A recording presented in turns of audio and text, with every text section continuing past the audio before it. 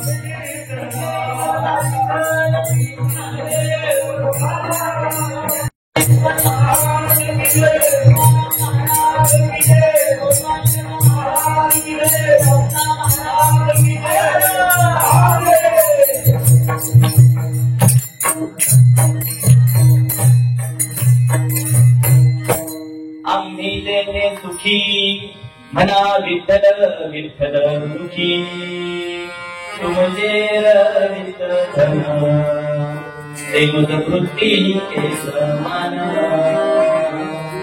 कंठी निर्वा तुळशी व्रत कराई कादशी तुमचे रहित धन देवत वृत्ती समान विठ्ठल.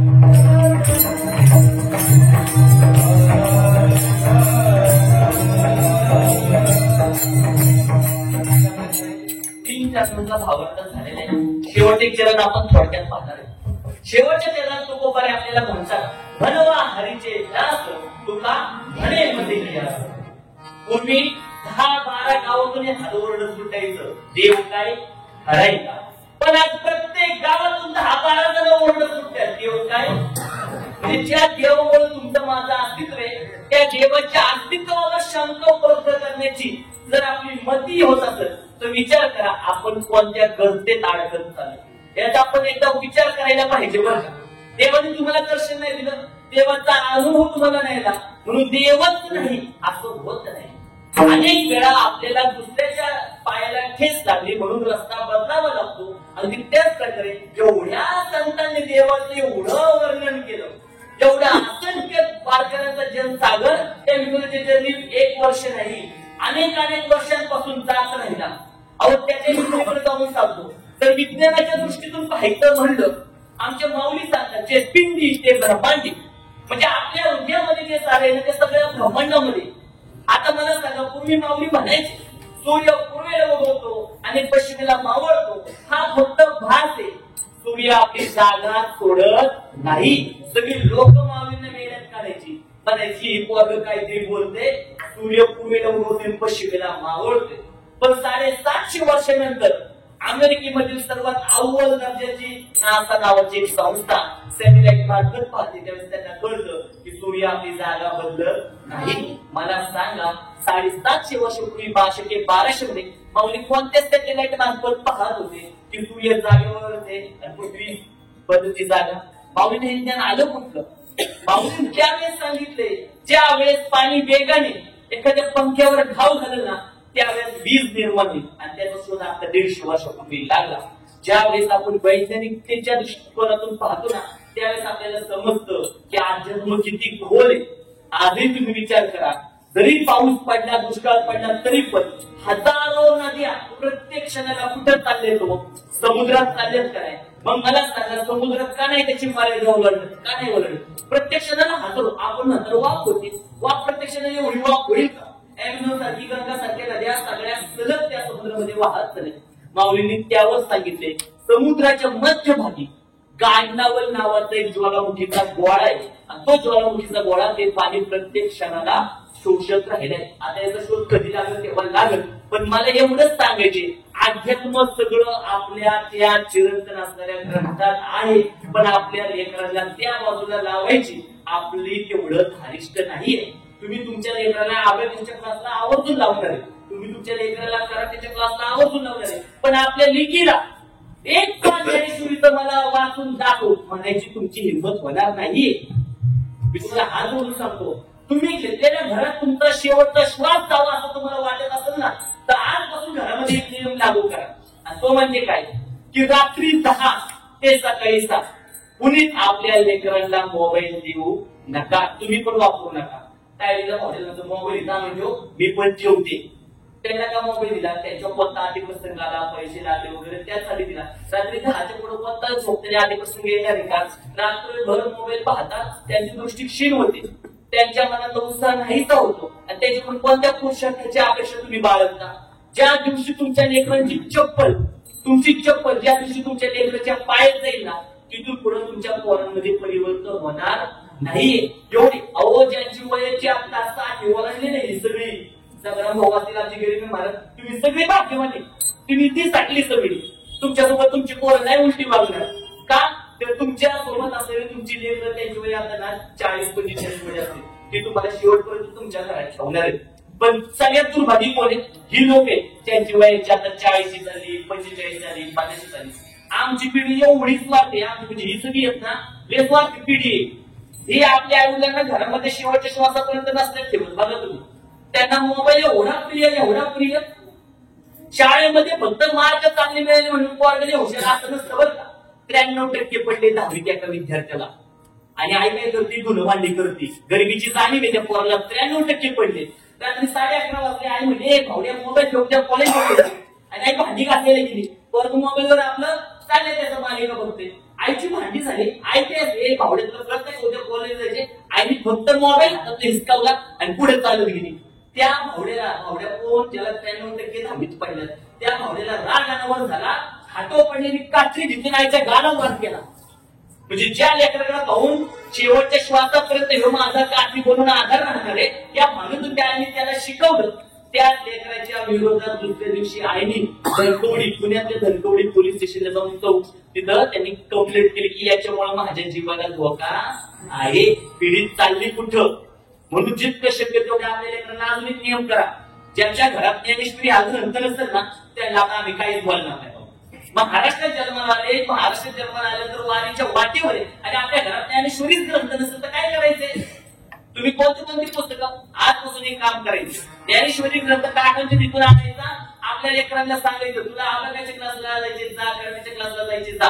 फक्त मी स्वयंपाक करत असताना माझ्या स्वयंपाक खोलीत यायचं, एक पान मराठीत ज्ञानेश्वरीचं वाचून दाखवायचं. श्लोक नको वाचून, गोवे नको, पुस्तकाही वाच, मराठीतला माऊलींचा अर्थ वाच. एकच पान वाचायला हवा तिला पाहुण्याला. तिने ते करायला सुरुवात केली. याचा अर्थ काय? तुमच्या दिदीने माऊलींचं बोट धरलं, ज्ञानाचं बोट धरलं. ती वाचती, तुम्ही स्वयंपाक करताय, त्या स्वयंपाकामध्ये सात्विकता येते आणि त्याच्या पलीकडे जाऊन सांगतो. आज आम्ही बोलतोय, तुम्हाला ऐकूच वाटतं, विचार करा माऊलींचं ज्ञान किती तेजमय असतं. जर तुमची लेख वाचते ना ती म्हणजे आई लेख आहे का लेख बाबा चुका, ती स्वतः म्हणून तुम्ही म्हणता बाई तिकडे जाऊन बघ. नंतर ती पुढे जाऊन आपल्या घरातून 2-3 पाच 4-5 पानं वाचायला सुरुवात करते. म्हणजे विचार करा, याचा अर्थ माऊलीने आता तिच्या डोक्यावर काय ठेवलंय? आपला हात ठेवलाय.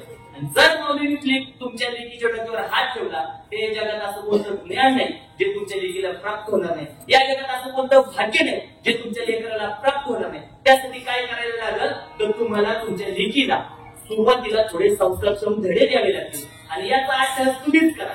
अन्यथा कठीण आहे. आज इथं मी आल्यानंतर भाऊच सगळं पाहतात नाही, इथं तरुणांची बळी भाऊ आपल्याला निर्माण करायला पाहिजे, अन्यथा हे चालणार नाही. आपण इथं आपण उभं केलं ना आपण निघून गेलो म्हणजे आपण कसं तर एखाद्या चिखल आहे, त्या चिखलातून ज्यावेळेस पाणी वाफ करून निघून जातं, चिखल आहे कसं जागेवर पडून राहतो. आमच्या हरिभक्तपरायण वैकुंठवासी दर्शवतात ते जगतात. आज हयात नाही ते, गेली 9 वर्षांपासून तात्या हयात नाही ते, तरी पण तात्यांच्या पाठीमागं आज तिथं चिरंतन दर एकादशीला प्रवचन हरिपाठ कीर्तन चालते, अन्नदान चालते, वारी चालते. आपल्या पाठीमागं पण हे चाललं पाहिजे. त्यासाठी आपण उभं आपल्या पाठीमागं पुढे करायला पाहिजे. आज आमच्याजवळ एवढी विद्यार्थी हे सगळे, ह्या विद्यार्थ्यांच्या घरी एक पण अनाथ लेकरू नाहीये. सगळ्यांच्या घरची परिस्थिती अतिशय चांगली, पण त्यांच्या ऐवजी त्यांना का दूर ठेवले, चांगले संस्कार लागावेत म्हणून. आजकालच्या आईवडील म्हणतात ना, नकुल गेला जंगलात देव म्हणजे तुला काय दिसतं, नकुल म्हणतो तेव्हा मला एक गाय दिसली आणि ती गाय वासराला एवढी चटली की ती वासराची डाळ समजून वासराचं रक्तच टाकायला सुरुवात केली. मग भगवंताच्या नकुला बरोबर पाहिलं तू, कलियुगात अशीच अवस्था येणार आहे. प्रत्येक माता पिता आपल्या लेकरांना एवढ्या सुखसोयी देणार की ती आपल्या लेकरांना आधूच करून सोडणार आहे. आणि तीच गत आता सध्या चाललेली. म्हणजे विचार करा, झालं मी 2 मिनिटात, माझं 3 मिनिटात थांबणार आहे, भैरवी काय आपण घेणार नाही. मला फक्त तुम्हाला एवढं जाणून करून द्यायची की जोपर्यंत तुम्ही तुमच्या लेकरांना कटक करून पाहणार नाही तोपर्यंत तुम्ही तुमची मती जागेवर येणार नाही. म्हणजे जिल्हा परिषद शाळेचा मुख्याध्यापक ज्यांना पगार 80,000 आहे, एकुलते लेकरू 31 बायको वारलेली आणि त्यांना कळलं म्हातारपणे हा माझी काठीवर सत्य घटना बरं का. आणि त्यांनी काय केलं, त्या लेकराला एवढं लाड वाढवलं, बाप्पा मला सलीलाच दिले पैसे, बाप्पा मला शूज घ्यायचं दिले का, तर 1 गुंठे 1 आहे. ती लेकरू धाबीत केलं, बाप्पा मला ना कॉलेजला गेलं तर मोटरसायकल मिळेल. ते बाबा म्हणतात मला 80,000 पगार, 1 गुंठे 1 वर्ग, मी त्याला साधी सुधी नाही बुलेट घेऊन दिली का, 1 गुंठे 1 आहे.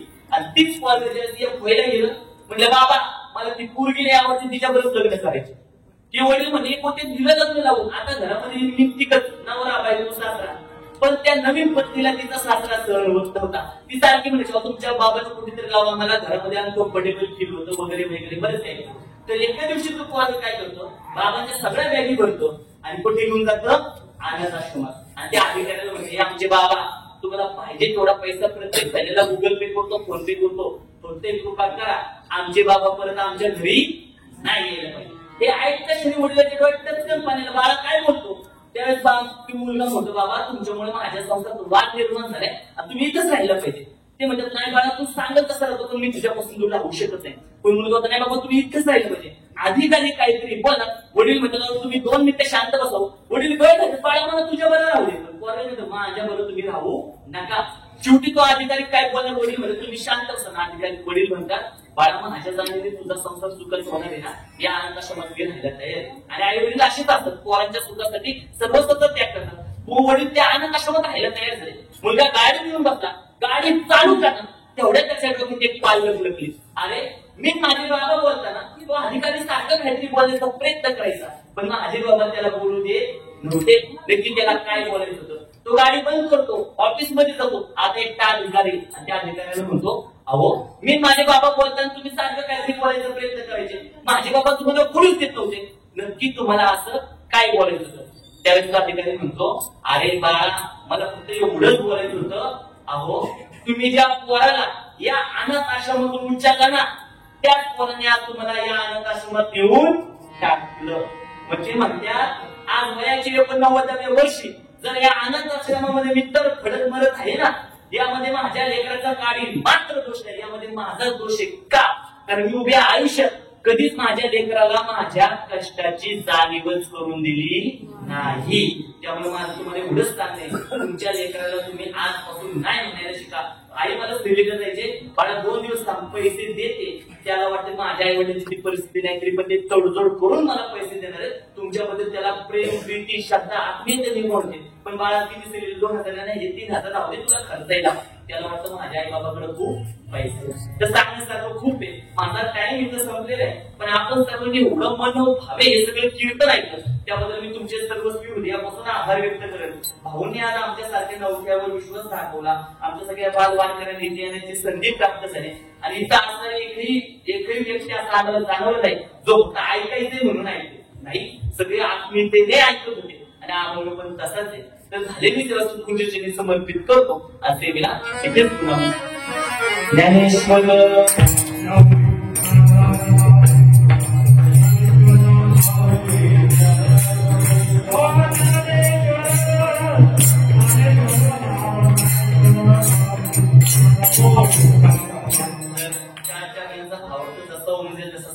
प्रयत्न केला.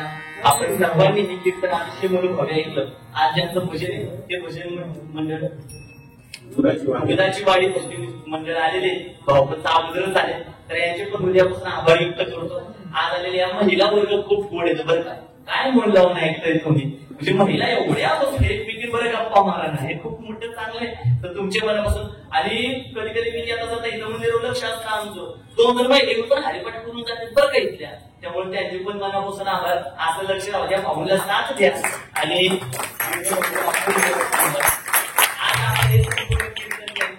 आपल्या शूटिंगच्या माध्यमातून लाईव्ह पाहणं शोभर केलं ते म्हणजे आपले तालुक्यातलं भूषण असणारे पत्रकार भवन आता इथं चांगल्या प्रकारे शिवलेले उभे होते. त्याचे आता सध्या ते म्हणजे कार्यादेशी म्हणलं तरी चालत असे अमोल भाऊ म्हणतात यांच्याच एक जोरदार कार्य साऊंड सिस्टीम अप्रतिम पण म्हणावं लागलं म्हणायची गरज पण नाही. त्यांच्यासाठी पण एक जोरदार कार्य सर्वांनी उद्यापासून आभार व्यक्त करतो. आणि या धुमाळीमध्ये तुम्हाला जी 2-3 जण सापडलेत ना भाऊ, हे तुमचं पुण्य आहे बरं का, त्यांना असं जपून ठेवा तर झालेले. आणि हे रुद्राक्ष महाराज गटके येता स्त्री पण कसं मृदंग वाजवते ही आताशी सुरुवात आहे बरं का. म्हणजे आपण बीड, नांदेड, परभणी तिकडून कीर्तनकार आणायचो, पण आपण एकच वाजता घेतलाय. याच पुरंदरच्या मातीतले कीर्तनकार उभे करणार आणि येणाऱ्या 2-3 वर्षामध्ये असे म्हणून दाखवणार ना अवघ्या महाराष्ट्रातील लोक पुरंदरच्या कीर्तनकारांना बोलावणार आहेत बरं का. तर एवढं